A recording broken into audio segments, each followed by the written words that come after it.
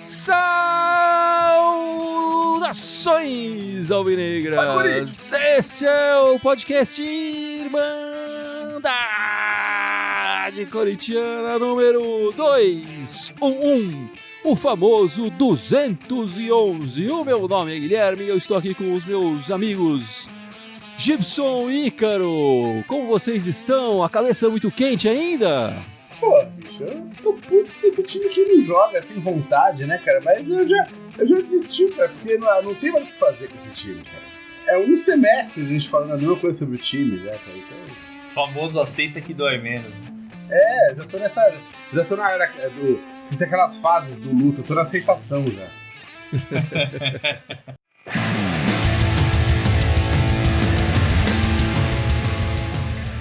Bom, meus amigos, para começar esse podcast, eu vou deixar uma pergunta simples para vocês e eu quero uma resposta honesta de vocês dois. Por enquanto, o trabalho do nosso treinador Thiago Nunes é ótimo, bom, razoável, ruim ou péssimo? É legal que tem 5 opções, né? Tem vários níveis. Tá bem variado, né? Tem vários níveis, isso né? Aí. Pô, minha resposta é sabida desde o ano passado. Pra mim, eu tinha que ter contratado esse cara, bicho. Eu já cornetei ele antes da contratação. Mas pro lado negativo, tem duas opções: ruim ou péssimo. Você vai no péssimo logo. Péssimo. A gente não tem treinador. O cara tá fazendo nada lá. Pra mim, o trabalho dele é ruim, porque, por incrível que pareça, ainda pode piorar, né? Infelizmente, ainda pode ficar péssimo. Entendi. Então você vislumbra uma piora antes da queda dele. Infelizmente eu vislumbro, porque, cara, nada, a gente ainda não está na zona de rebaixamento. Então, eu acho que o trabalho dele é muito ruim. Vamos lá, por que a gente gosta... Vou filosofar um pouco aqui. Por que a gente gosta de futebol, né? Pelo menos na minha visão. Futebol é pra ser um espetáculo, né? Como você vê um show de música, uma peça de teatro, um filme que você gosta. Na minha visão, futebol é um negócio que mexe muito com o emocional, é um entretenimento, é uma diversão. Então é uma coisa que foi feita para você apreciar, né?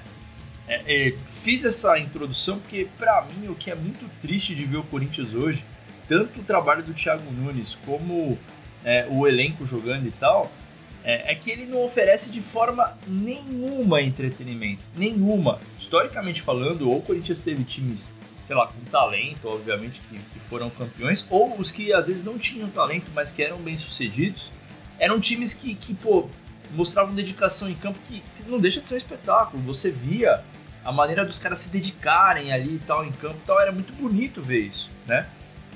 E o futebol hoje do Corinthians, tanto com o Thiago Nunes quanto com o elenco, é muito triste de ver. Eu não tô nem falando de raiva mesmo, eu tô falando de tristeza, cara, porque pra mim é um espetáculo que perde o sentido, né? E mais, não tem um reconhecimento, não tem uma mentalidade de reconhecimento. O Thiago Nunes hoje falar de novo que foi um futebol pra cima, né? Promissor, equilibrado, pra mim é o auge. Não sei muito bem se o termo... Os dois times foram uma merda. Foi uma porcaria, mas desculpa, falar que isso tem algo de positivo é no mínimo arrogante. E isso eu não suporto. Concordo, acho que hoje ninguém vai falar aqui que o trabalho tá razoável. O trabalho já passou de razoável faz tempo, já tá ruim ou péssimo. Eu concordo com vocês. E aí os números falam, o Thiago Nunes adora falar de números, né? Não, porque as chances de gol, porque a gente ficou com a posse de bola, com sei lá. Ele adora esses númerozinhos que enganam, né? Eu vou passar aqui a real dos números do Corinthians no ano. Quer dizer, esse foi o 23º jogo oficial do Corinthians nesse 2020, né? Já são apenas 8 vitórias, 9 empates, 6 derrotas. Um aproveitamento no ano de 48%, sendo que o Corinthians disputou o Campeonato Paulista com times muito fracos. Quer dizer, o aproveitamento não chega a 50%. Esse aproveitamento é de time que está lá na zona de rebaixamento, né? No brasileiro, só no brasileiro, o aproveitamento do time é vergonhoso, é 33%. Se não está ainda na zona de rebaixamento, é circunstancial. Logo mais vai estar. Com esse aproveitamento, não tem salvação. É time rebaixado 2, 3 rodadas antes do final do campeonato. Não é nem que vai lutar na última rodada. E essa porcentagem aí de rebaixamento já vem no Paulista. pré-paralisação. Sim. Essa só deu uma melhoradinha porque teve aqueles resultados positivos ali. Exatamente. O que salva esse aproveitamento. Era aproveitamento rebaixado também. O que salva, exatamente, Gibson, o que salva esse aproveitamento de 48% foram, logo depois da parada, né, que a gente voltou, o Corinthians conseguiu 4 vitórias, 2 empates ali. Tava bem até. Sem merecer, mas ganhou. Sim, o resultado chegou, pelo menos, né? Não quer dizer que tava jogando bonito, ou dando show, que nem o Icarão quer. Eu nem quero show, velho. Eu nem quero show, tô longe disso, velho. Já perdi as minhas esperanças. Eu acho que o Corinthians precisa de resultado. Quando eu falo do show, eu falo da dedicação em campo. Você vê que o cara tá ali, meu, e tá gostando daquilo que ele tá fazendo. Cara, tipo, isso... Porra, são poucos no país que podem falar que jogam futebol.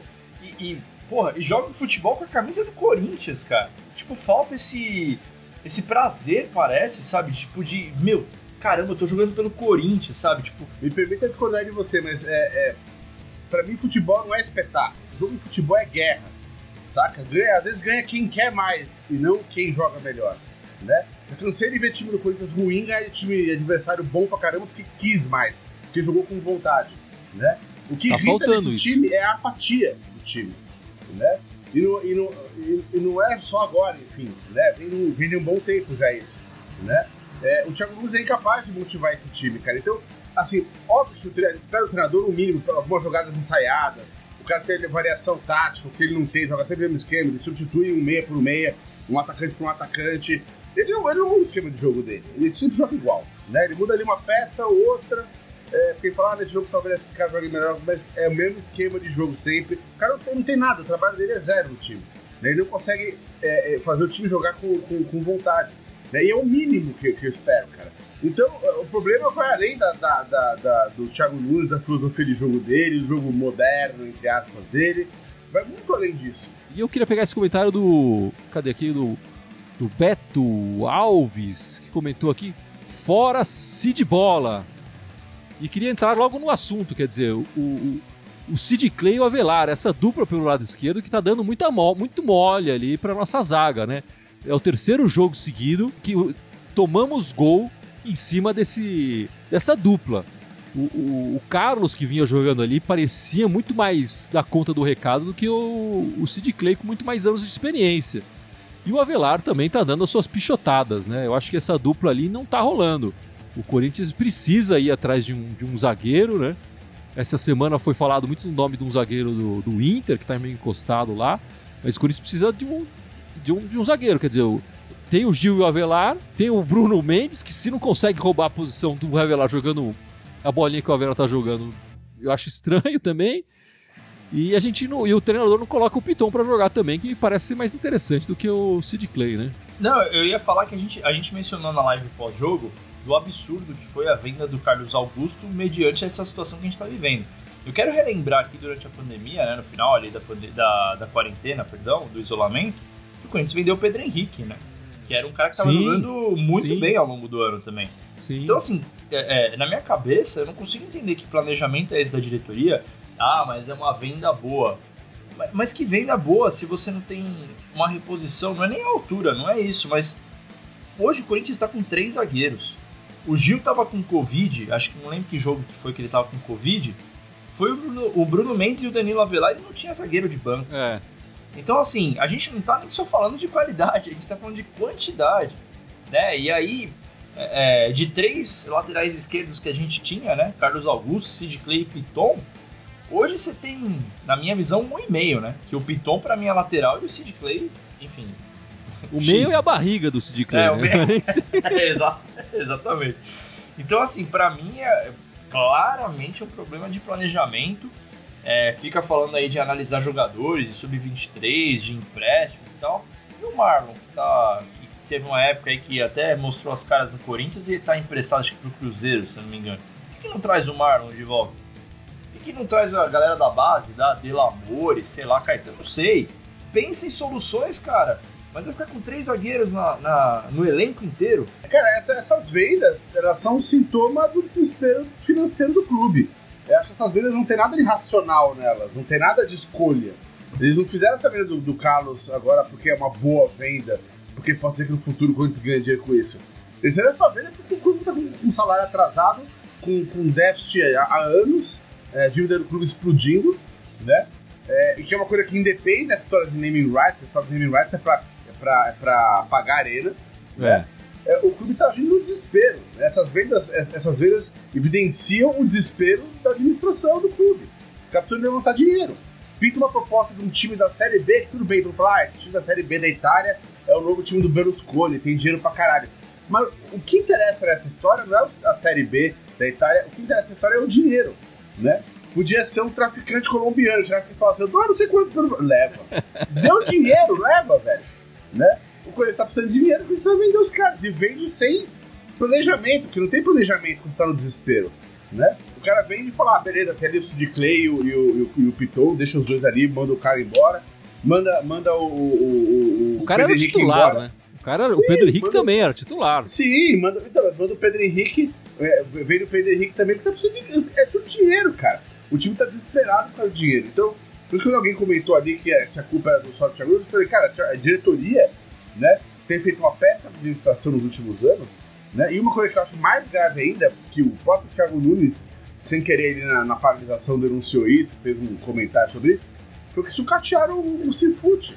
O Cifute, que era uma puta fonte de jogador interessante, assim, aquela coisa do bom e barato, era o Cifute que fazia isso. E não existe mais isso. Então a diretoria tem uma culpa gigante pelo estado do elenco. Esse estado tem só ter 3 zagueiros, mal tem um zagueiro reserva. Se for do Sid Clay e do Avelar, o Avelar ele vinha tendo um desempenho razoável ali na zaga quando estava com o Carlos Augusto. Mas é aquela coisa, o Carlos Augusto é um jogador melhor que o Sid Clay. E eu acho que não só uma questão de ser um jogador melhor, mas tem aquela coisa que às vezes dá liga uma dupla, né? Tem dupla que dá liga, cara. Tem dupla que você põe os dois caras juntos e fala, puta, lá, um jogar melhor quando tá com aquele cara ali, eles se entendem melhor, sabe? Tem uma sinergia que rola ali. Independente do cara também ser melhor ou pior. Essa sinergia, obviamente, não rola com o Sid Clay, nem com o Avelar, nem com ninguém no time, né? E com o Carlos Augusto rolava. O próprio Avelar tá sofrendo mais agora por causa do Sid Clay. Não, sem dúvida nenhuma. E você falou em sinergia, em entendimento, em da liga, né? E a nossa dupla de volantes, Ederson e Cantillo, você acha que deu liga? Que funciona essa dupla de volantes, Gibson? Eu acho que não, cara. Eu acho que essa dupla de volantes o Thiago Nunes, essa proposta dele, vão jogar pra frente. Com um time que não dá pra jogar pra frente, cara, né? Eu preferia muito mais ter o Gabriel ali atrás. Eu acho que se bobear, a melhor combinação do começo do ano até agora tinha sido o Cantillo com o Camacho. Né? Aquela combinação deu uma liga em jogos e foi muito interessante ver os dois juntos ali. Né? O Camacho aquela coisa mais dele de marcar, mas ele tem uma saída de bola razoável. Né? O Ederson, pra mim, é outra coisa, cara. O Ederson é pra jogar a mesma função do Cantillo, eu acho. Né? Então você tá com 2 jogadores iguais, e aí um complementa o outro. Né? Então, isso foi na conta do Thiago Nunes, também um erro dele. Eu não diria iguais, mas realmente um não complementa o outro. Não é iguais, eles jogam diferentes. Mas a tem posição de campo que eles gostam, ou que eles deveriam estar, é a mesma, né? E um acaba atrapalhando mais o outro. O que você acha da dupla Ederson, Cantillo e Carão? Eu penso que assim, a gente tá com uma mania, infelizmente, de analisar, tentar ver pontos positivos em alguns momentos e tentar fazer disso, por exemplo, às vezes uma máxima. O Ederson, ele começou fazendo 3 gols aí em 3 jogos seguidos, se eu não me engano, e a gente enxergou no cara esse cara precisa ser titular, né? Esse cara, meu Deus, tá pedindo passagem. Realmente, 3 jogos fazendo, tendo esse destaque, você acaba pensando no cara. Agora também é importante ponderar que às vezes é cedo demais, né? Pra botar o cara assim. Então, na minha visão, não faz tanto sentido, por exemplo, você dar consistência para um Ederson que teve 3 jogos bons, né, de destaque, mas depois de algum tempo sumiu do mapa, né? O Camacho, cara, acho que eu concordo com o Gibson nesse ponto. O Camacho, ele tem uma boa saída de bola nesse sentido, pode fazer até um papel mais marcador. Agora, e o Cantillo, pra mim, é um desperdício, sendo muito franco, assim. Você vê que o cara tem talento, o gol de hoje, por exemplo, o passe que ele deu, você vê que ele sabe o que ele tá fazendo, sabe? Ele não é o cabeça de bagre ali que botaram pra essa função. Então, assim, o que eu lamento na minha visão, e aí, de novo, né, vai virar uma máxima aqui, mas eu vou criticar o Thiago Nunes, é que, assim, na minha visão, ele não tá analisando o jogo em sentido de formação que ele tem na mão, as peças que ele tem na mão e como ele vai usar essas peças. Na minha visão, O Thiago Nunes viu o Ederson jogando bem, beleza, vou botar o Ederson de titular. Tá melhor que o Camacho. Não, na época ele entrou até no lugar do Cantillo, né? Porque o Cantillo tava com Covid. Aí, o Corinthians tá tomando gol e tal, não sei o que, beleza. Então eu vou tirar o primeiro volante que é o Camacho e vou botar o Gabriel. Tá, mas por que você fez isso? Qual que é a lógica? Por que você vai usar o Gabriel ali? E aí, na minha visão, eu acho que além do time não estar encaixado, o Thiago Nunes também não faz se encaixar. Ele acabou optando por colocar o que seriam 2 segundos volantes de primeiro volante. Recua um deles para primeiro volante, seja o Ederson ou seja o Cantillo, ao invés de colocar um que faz melhor a função. Quer dizer, a gente teria 2 primeiros volantes na minha visão. O Gabriel e o Camacho. O Camacho, quando fez a segunda volância, não foi bem também. Sim, nessa volta não é a dele, né? Nessa volta, depois da parada da pandemia, ele foi, como o Cantillo tava com a Covid, né, não jogou no início, colocaram o Camacho nessa função de segundo, ele não foi bem. E aí o Gabriel, de primeiro, foi, segurou, trocou o Ederson, e aí depois, o Ederson tá jogando bem, então vamos recuar esse e tira o Gabriel. Quer dizer, a dupla melhor que a gente funcionou no ano, talvez seja Camacho e Cantillo, mas o Gabriel com o Ederson funcionou melhor.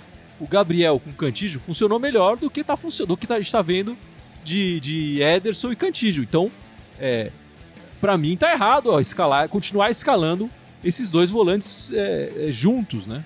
E hoje a gente viu na partida, na derrota de hoje do Corinthians, o Otero fazendo a sua estreia com a camisa do Corinthians. Jogou alguns minutos ali, não pegou muito na bola e tal, mas fez a estreia. O Otero é o primeiro venezuelano da história do Corinthians, né? E ele, segundo o Twitter Timão Dados, é o 9º jogador que já marcou gol em Itaquera, no Corinthians, e o Corinthians foi lá e contratou.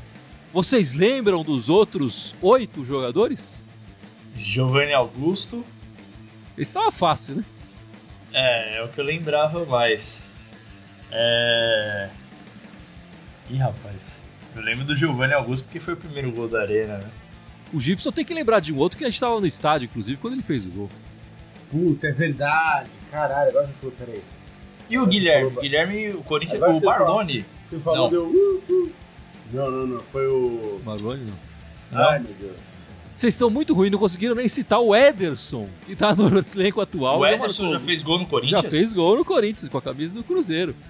Você tá brincando, rapaz. O Giovanni Augusto, o Henrique, o príncipe, né, pelo Fluminense. O Edilson Cachaça marcou gol com a gente. Né? O Edilson. Esse jogo eu tava no estádio também. O Jadson marcou o gol, ele marcou o gol de empate depois, enfim. O Richard, verdade, do Fluminense, já fez gol na gente na Arena. O André, quando tava no Sport. Bruno Paulo, que era do RB Brasil, sei lá o quê. O Marlon também já marcou gol na gente, quando jogava na Ponte Preta. Tá aí. O Otero é o 9º jogador. Enfim, ele jogou poucos minutos hoje, mas o que me parece é que ele é um jogador interessante na bola parada e tudo mais. Não é um jogador que vai participar de muitos lances, não é aquele driblador também, é o cara que pega, ajeita e chuta. Então ele tem que, a bola tem que chegar nele com ele de frente pro gol, né? Se ele pegar essa bola de costas pro gol, ele dificilmente vai conseguir fazer a jogada de virar, driblar ali 2 ou 3 e chutar no gol. Então ele tem que receber a bola vinda talvez do Jô. O Jô faz o pivô, chega pro Otero, ele manda pro gol. É assim que eu imagino que o Otero possa ser aproveitado. Eu senti na partida de hoje, eu não sei se vocês sentiram, o time inteiro tava sem aplicação, sem vontade e tudo mais. Mas eu senti que ele também entrou ali nos minutos finais e não se mostrou muito empenhado. Eu esperava que ele se empenhasse mais. Eu acho que nesse momento o Corinthians precisa ter, especialmente esse jogador de lado, vai precisar fazer a ida e volta para fazer a linha de 4 defensores ali. A gente precisa de um pouco mais de intensidade desse jogador, e esse era o meu medo na sua contratação, né? Eu acho que os jogadores venezuelanos em geral não têm essa aplicação tática e não costumam mostrar isso em campo. O que vocês esperam desse jogador no Coringão? O Otero eu espero lances, né? Pinceladas. Eu não espero, por exemplo, velocidade, não espero uma baita raça dele, não é um cara que me demonstra isso. Eu espero do Otero, sendo muito sincero com você, aquele jogador que às vezes você tá, 40 minutos sem ouvir falar o nome dele, aí ele pega na bola, de repente dá um passo que você fala, meu Deus do céu, que bom que o Corinthians contratou esse cara. Eu espero isso, né? Se a gente vai ter ou não, eu não sei. Mas, cara, se ele fizer isso pra mim, ajuda, né? Se ele, por exemplo, dá bons passes, já é alguma coisa que a gente não tem hoje, né? A gente não tem uma criação. O que todo mundo fala muito bem dele é que ele chuta bem de fora da área. É que ele é meio fominha, não é um cara de ficar passando bola, enfim, ele pega a bola e arrisca. Mas que ele bate bem na bola, bate bem em falta. Se ele batesse bem em falta, já era uma coisa que a gente tá precisando. Porque nosso time justamente não consegue chegar na área. A gente não consegue criar ali. O Ramiro não cria nada, nossa criação não existe. Não, o Luan ou o Aral, sei lá, enfim, né? Ele pode ser interessante nesses lances de bola parada, de repente, um cara que, sei lá, pra bater bem os escanteios, ou pra bater umas faltas legais e tal. Mas eu não espero nada muito mais além dele. Mas, dada a inoperância da criação do Corinthians, de repente um cara que bate falta pode ajudar a gente. O próximo jogo do Corinthians é quarta-feira contra o Goiás, no estádio Serrinha. Quarta-feira, 7h15 da noite. A última derrota que o Corinthians teve no Brasileiro como visitante contra o Goiás foi em 2006, né? Depois disso foram 7 jogos, 6 empates e apenas uma vitória corintiana. Essa vitória foi em 2014, 1-0 com um gol contra. Quer dizer, jogar fora em casa contra o Goiás normalmente é empate. E eu espero que seja uma vitória, né? O Corinthians precisa de vitória para sair desse aproveitamento pífio que está no Campeonato Brasileiro. Olha, eu acho que tanto essa partida de quarta como a de sábado, né? Quarta Goiás e sábado é Botafogo. Botafogo em casa aqui e Goiás fora, né? É que vai jogar contra 2 times que estão na mesma lama que a gente, estão no fim da tabela ali. No mundo ideal, seria 2 jogos pra gente pensar em 6 pontos e pular lá na frente da tabela, pra pular um pouquinho pra frente da tabela. No mundo atual do Corinthians, eu acho que se a gente conseguir uma vitória ali, vai estar de bom tamanho. Os 2 times vão estar de bom tamanho. Eu tô achando que vai ser no máximo 2 empatinhos. Pelo que o time tá jogando. A menos que o time comece a jogar, resolva correr em campo, mas pelo que tá jogando, vai ser 2 empatinhos. O que eu acho o pior resultado possível. Contra o Goiás, eu espero um empate. Eu não vou mais me iludir. Porque se eu pensar que pode ser uma semana de 6 pontos, eu vou estar me iludindo, cara. Eu poderia até pensar que poderia ser uma semana de 6 pontos, ou, por exemplo, numa vitória com o Goiás. Se eu escutasse, por exemplo, do Thiago Nunes, olha, a gente precisa corrigir, puta, tá errado, não foi um bom jogo. Mas, cara, quando eu escuto dele, que ele acha que ele tá no caminho certo, eu não tenho como esperar, por exemplo, uma melhora, porque ele acha que isso daí que tá sendo apresentado tá bom. Então, eu sinceramente, cara, o Goiás também tá precisando tanto quanto a gente. Eu não espero um bom jogo, não. Eu espero que o Corinthians não saia com a derrota. Gostaria muito de uma vitória. E concordo com vocês, acho que empate é um péssimo resultado, péssimo. E pra mim vai ser uma semana de 1 ponto. Eu acho que o Corinthians perde pro Botafogo. Agora, rapidinho, contra o Goiás, Luan ou Arauz? Ícaro? Luan. Gibson? Eu honestamente, eu nem colocaria nenhum dos 2. Quem você colocaria? Vai de um 10 em campo. Foi o Cantillo jogando ali na frente. Foi outro cara jogando ali na frente. Nenhum dos 2 tá jogando nada. E você? Eu colocaria o Luan. O Corinthians precisa de criação. O Arauz, infelizmente, é correria, é sapateado ali sem sair do lugar. O Luan, às vezes, acerta um passe, às vezes acerta um chute e cria alguma coisa. Eu colocaria o Luan. Depois o Corinthians joga no sábado contra o Botafogo, né, na Arena Corinthians. O Botafogo nunca ganhou na Arena Corinthians. Foram 5 jogos, 4 vitórias do Corinthians e um empate. Um empate justamente em 2014, que o Edilson marcou um gol no Corinthians, né? Enfim, a gente também não pode deixar de falar das meninas, né? O Corinthians jogou essa semana e ganhou, não foi, Carão? Que é a alegria da semana, né? Voltou bem, né? Enfim, voltou, acho que 2-0, né? O 2-0. 2-0, uma bela volta. Os gols foram de quem, da... Gibson, você lembra? Lembra de cabeça. Puta, foi a Adriana que fez e quem mais? Peraí, vou ver aqui. Foi a Tamires fez. Tamires, exatamente. Exatamente. A Tamires fez. E foi bacana ver o time voltando a jogar bem e tal, e jogar depois, obviamente, da parada, porque é muito legal ver o Corinthians se superando ano após ano no futebol feminino, sendo valorizado, né? Como um time muito bom. Tamires e Adriana. E ver as meninas voltando a jogar. Ainda mais a Gabi Nunes, né, cara?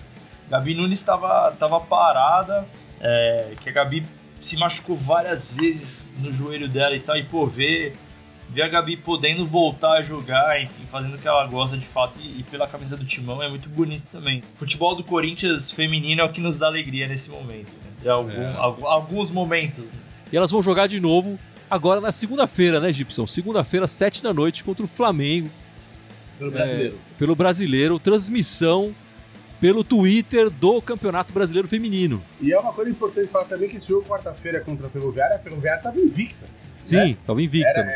A gente tá acostumado aqui no masculino que a Ferroviária é o time C, D. No feminino, a Ferroviária tem um baita time, cara, um time fortíssimo. Né? Então essa vitória 2-0 não foi uma vitória besta, foi uma baita vitória. Né? Foi um baita retorno do pós-paralisação. Durante a semana agora, o Corinthians vai fazer 110 anos e tudo diz que o Corinthians vai anunciar os naming rights, né, da Arena Corinthians nessa terça-feira. Provavelmente, tudo também diz que vai ser a Hypera Pharma, né? Empresa de produtos farmacêuticos brasileira e tal. O Andrés fazendo frescura para dizer se vai, se não vai. Mas se não houver esse anúncio na terça-feira, a torcida vai ficar bem decepcionada, né? Ah, sem dúvida.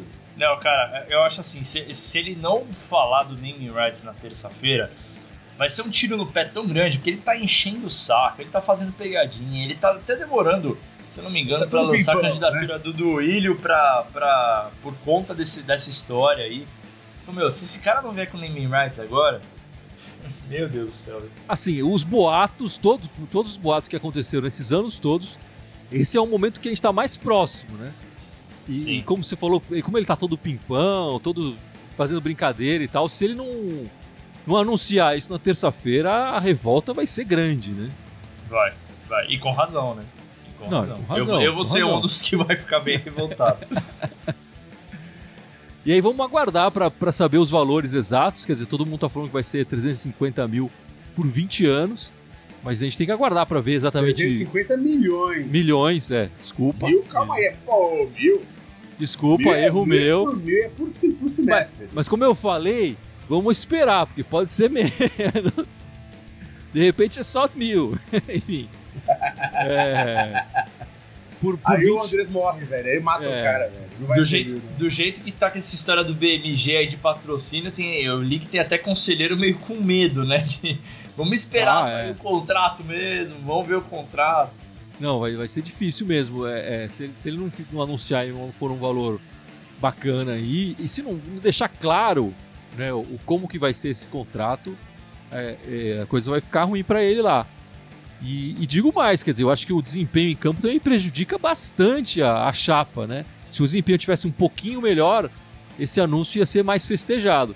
Acho que o futebol que o Corinthians está mostrando, quer dizer, anuncia o naming rights na terça, na quarta, o time não joga nada e, sei lá, perde o jogo, se bobear, cai o treinador e aí a situação do Corinthians... Cai todo mundo, já fica difícil porque a cartada dessa chapa do Corinthians é essa, né? Para ganhar.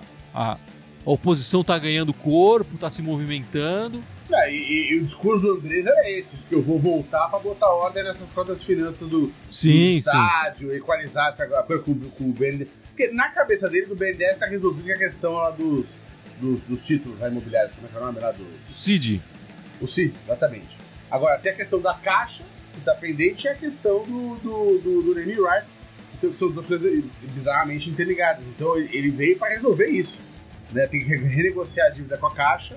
E pelo que eu tinha lido, eles tinham segurado esse anúncio, não só para a data de aniversário do Corinthians, mas porque eles estão tentando já conversar, nesse meio tempo, conversar com a Caixa para já anunciar ao mesmo tempo o naming rights e uma renegociação da dívida com a Caixa. Ou seja, já atrelar uma coisa a outra e falar, tá resolvido. Se ele consegue entregar esse pacote, ele se fortalece muito no clube. Apesar das outras bobagens todas dele, enfim. Não tô aqui passando pano pra ele não, mas ele, pelo menos ele falou que ia fazer uma coisa e fez. Vamos aguardar. E também, eu ouvi dizer que também tá, nesse período o Corinthians também negocia com a Globo, né? Porque também tem essa história da Rede Globo ali, que é a maior transmissora dos jogos do brasileiro, não falar o nome de patrocínios de estádio e tal. Ele não fala o nome de outros patrocinadores de estádio. E existe uma negociação aí, uma conversa para que isso não aconteça com o Corinthians, né? Que o nome do patrocinador também seja falado. Até porque ele é um grande patrocinador da emissora. Quando a gente divide os 350 milhões, né? Por 20 anos, dá mais ou menos 17 milhões por ano, uma coisa assim. Que é mais ou menos o que a Hypera Pharma gasta em merchandising na Globo, né? Por ano também. Então, se eles não começarem a falar, quer dizer, talvez a Hypera Pharma falar, então não vamos colocar essa grana mais na emissora. E aí, então, tá rolando essa negociação para talvez ser o único estádio que a Rede Globo vai falar o nome vendido, né? O nome do name rights. Enfim, vamos aguardar. De repente, esse jogo contra o Botafogo já é na Hypera Arena ou Neo Arena? O que vocês preferem? Sei lá, só quero que pague logo, feche isso aí. Já tô transtornado já. Dane-se, name rights também, vai pro inferno. Pode chamar o que quiser, mano, mas bota o time pra jogar, cara.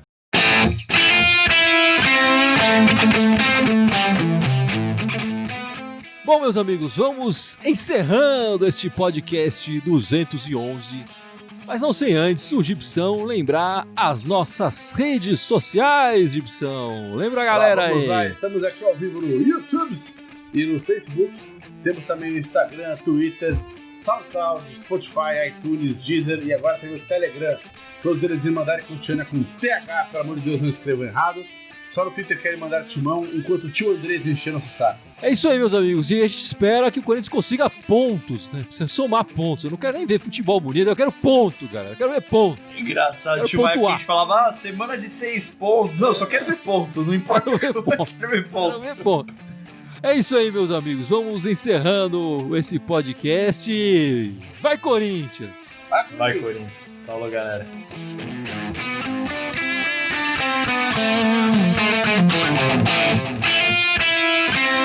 Thank you.